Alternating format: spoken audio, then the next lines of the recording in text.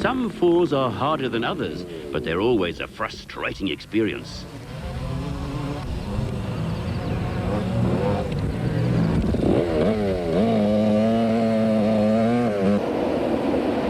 Sun City 400 competitors also have to contend now and again with trains.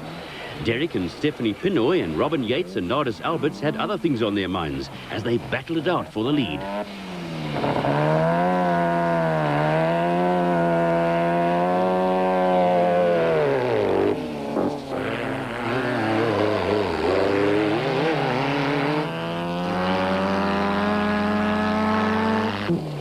Arnold and Estelle Mattia were still holding down third place, but were not making any real impression on the leaders, who were gradually opening up the gap.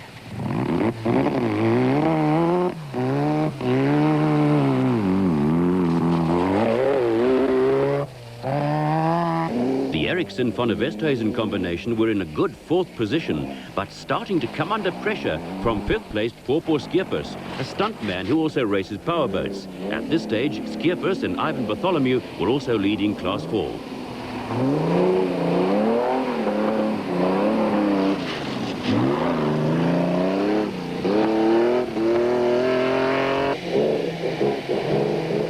Gerrit Forster and Poen Oosthuizen were leading Class 6, with Richard Leek chasing after Skeepers in Class 5.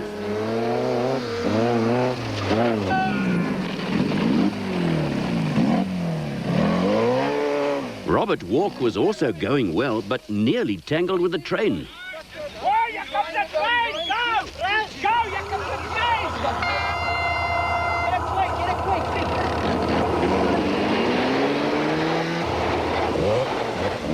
Back on two wheels, Patrick Andrews was still leading on the 500 KTM, but had the rest of the pack snapping at his heels.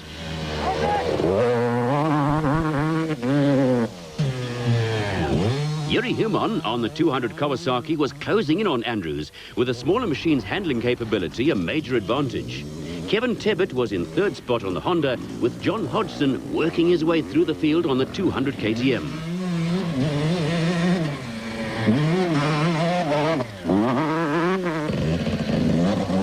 Saki Nimon, another Sun City employee, was in fifth place, but appeared to be struggling to maintain concentration. Reigning 200 class champion Brian Bontekoning is riding for Winston Yamaha this year and predicted the category would make history this year with overall victory in an event. Kevin Fisher was having a good ride on a Honda, with Ronald Bailey also holding on to a place in the top 10. Young Vowles was living up to his promise on the Kawasaki.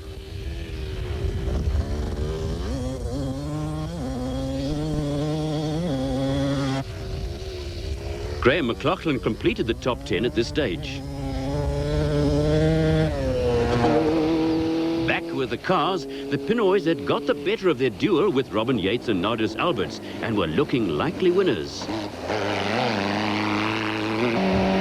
Eriksson and Van der Westhuizen had moved ahead of Yates and Alberts and were in second place. Not far behind them were Adrie Rutz and Philip Coetzee, who were having a great run in the VW Baja Bug.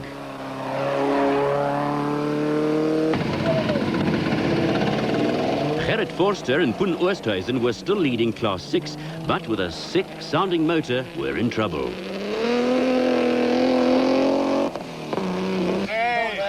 While spectators relaxed with beer and a braai, it was hard work for the likes of Wolf-Peter Fumfai, who was always in the top 10.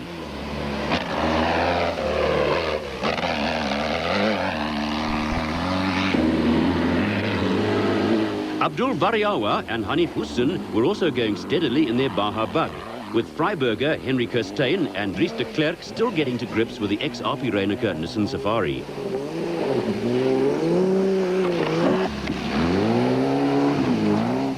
Muddy Bert Greef was leading Class 9 in the Sandmaster, with Class 4 leaders Roger Hills and James van Beek making short work of a muddy section in the Ford SVM.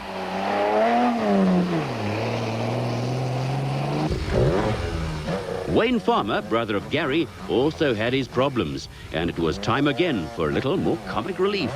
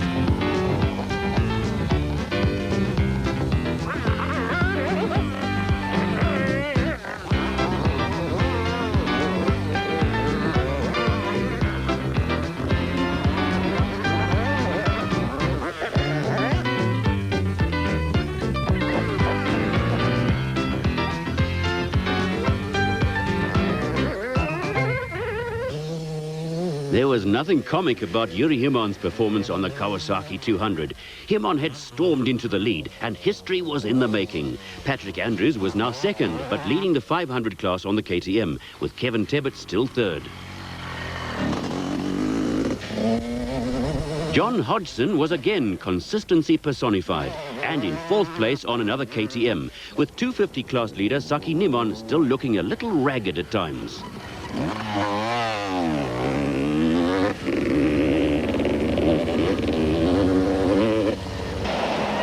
British trials rider Mark Jackson, now living in South Africa, was going nowhere fast. But it was a different story for Derek and Stephanie Pinoy, who stormed into the Sun City Sports Centre arena for the last time to wrap up their third off-road victory as a team.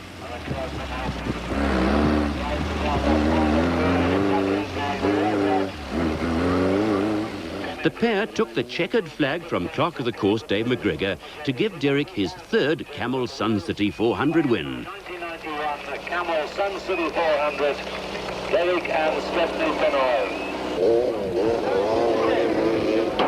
Well, the first lap it was muddy and we had to keep wiping our valves, especially behind Robin. That was, after that it just got easier, it got better. How was the navigator? Well, the navigator was fantastic, she did a great job. She never forgot where we had to go, it was good, fantastic. There was plenty for the crowd to cheer about when locals Audrey Roots and Philip Kutsia came through in spectacular fashion to take second place.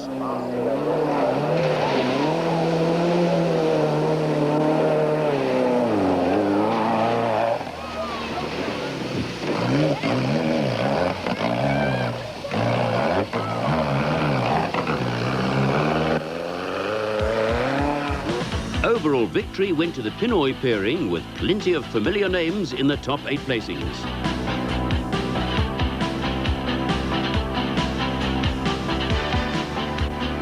There were no finishers in classes 3 and 7, with the conditions extracting a heavy toll on machinery.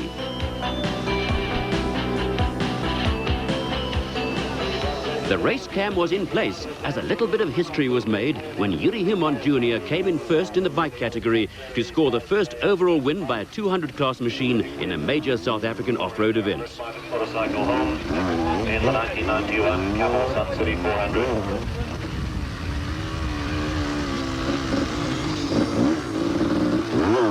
It was a great performance by Himon, who was on special leave from the army to take part in the race.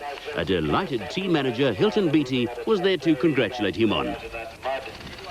Terrific win for Hilton Lesotho. The back number 93 is on his way in.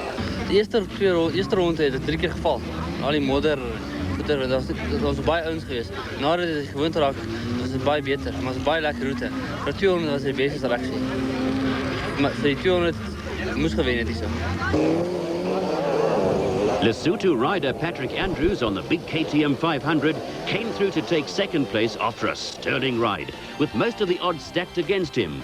Kevin Tebbett was third, with John Hodgson and Saki Nimon completing the top 5.